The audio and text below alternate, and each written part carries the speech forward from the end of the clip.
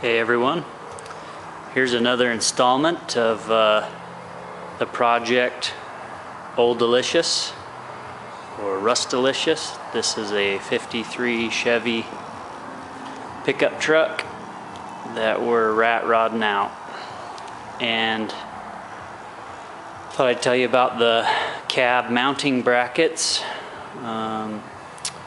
that I just finished one of. There are 4 of them, and so I'll take a close look at the finished product here and my horrible welding skills. I'll tell you how I located those. First off is I set the cab on the frame on some 4x4s or a couple of 2x4s, and just got it to where it was level and where I liked it. And then the biggest issue is getting it located forward to aft correctly to fit the fenders and the bed and everything. So I messed with that for quite a while and got it to exactly where I thought would be right. I even mocked up the fenders, and as you can see, the bed's still mocked on there. Made sure everything would fit how I wanted it. So once that was done, I used some plans from one of our forums. They look like this, to make brackets out of 4x4 tubing. Here's a piece that I had left over, and so you can see it's just cut with one side off, so it's 3 sides, and got some angles, and then a top plate, and then this support on the back side that you can see helps put some stability to it. And when I mocked those in place, I then marked the hole from the top and drilled for those. Here's the bushings I'm using here. This just goes on top there. This goes underneath. So that's how it'll look.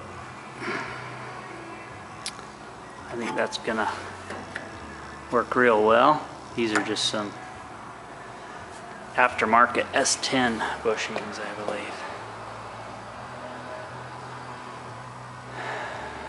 And let's see. Some of the tools I used, I was using these angle grinders, which work really well. One for cutting, one for knocking off the edge. Those flap discs work really well for removing flashing after plasma cutting. So, got my plasma cutter here. It's a Lotus LTP DC 200D, and that has been one of the best additions to the shop since starting the project. Sure have enjoyed that. I got the cab hanging by some straps. I fortunately have a lift to help get this job done. I just have some straps hanging onto that thing while I pick it up on and off the frame. So I'll have to do that a couple times. What I tried to do here was get the initial position for all 4 with the top plate welded on those, and I tacked them in 4 places, and then I was able to drill, take that cab off and drill for them. But the backs I couldn't do. I wanted to get those welded and then like center the hole on this one up from the bottom and then come up through the floor, because it's got like a couple of holes in here, so it's a little bit different setup.